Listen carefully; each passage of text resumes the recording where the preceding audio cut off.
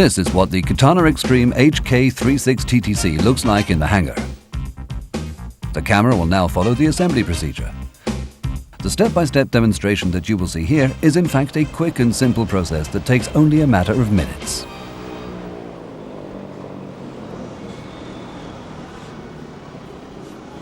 First, we swing the wing forwards, turn it into a horizontal position, and insert it into the fuselage, pushing home the main bolt.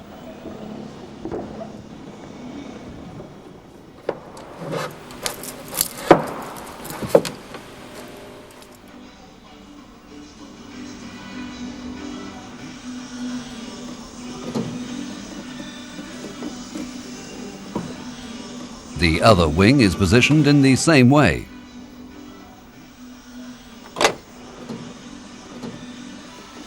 And its main bolt inserted before securing both bolts with the catches.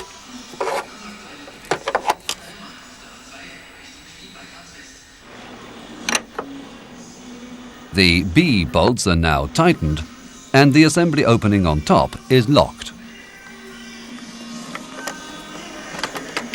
If the aircraft is to remain ready for flight for some time, or if long flights are envisaged, it is advisable to cover the connection between the fuselage and the wings by sticking a protective strip of soft white PVC over it.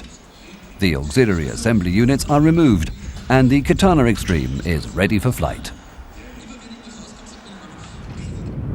Before the outside check is carried out, a quick look in the cockpit is necessary to make sure that the ignition and all electrical devices are turned off. The right-hand side of the engine covering and the propeller are checked for damage. The spinners must be firmly in place.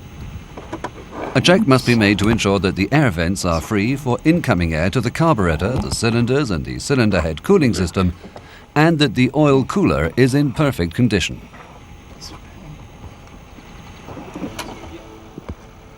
Oil check. Beware.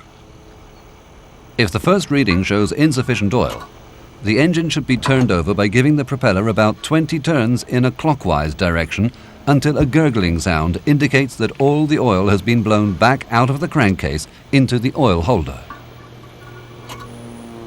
If the oil level is above minimum at the first reading, measurement can be made easier by allowing the engine to run for 1 minute at about 1000 RPM. Not until it has been turned off can a second reading be taken. The range between minimum and maximum amounts to 3/4 of a litre of oil.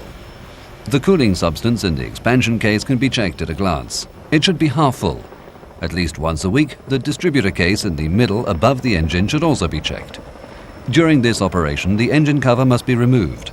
The engine must be cold, and the distributor case must always be full to the top.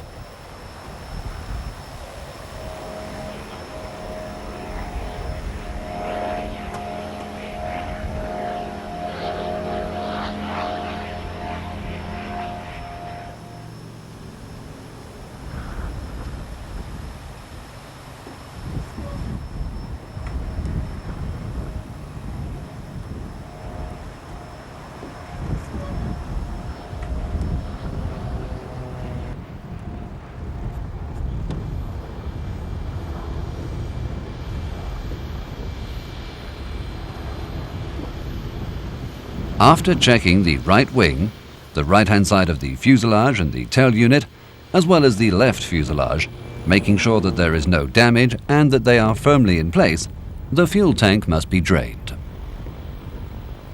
The drained fuel must be checked for water that may have collected underneath and for impurities. If everything is ship-shape, the fuel can be poured back into the tank. Otherwise, it has to be disposed of in a special container.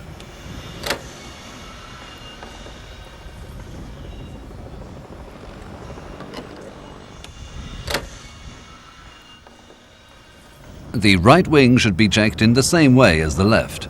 The air brakes must fit exactly into place to ensure perfect aerodynamics. This is the last stage in the outside check.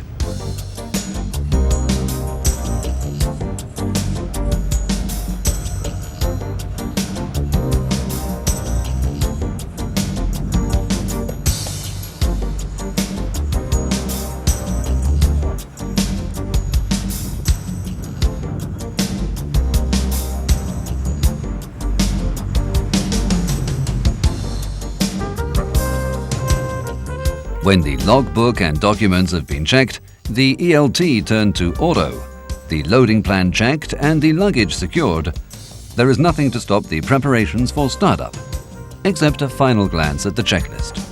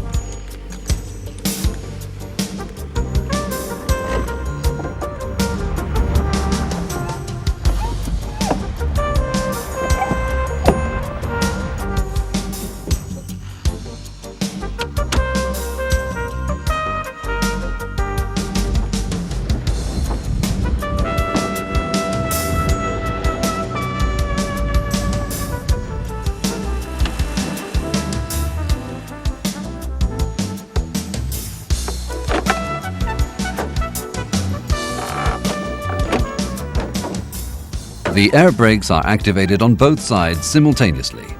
Make certain that the movement of the air brakes is perfectly synchronized. For smooth startup, the checklist must be strictly observed. Unless there is some technical fault in the engine, there are never any problems in starting up. The automatic check on the wastegate cycle starts immediately after the dial has been turned to powered flight. It is shown here from the outside through the cooling vent.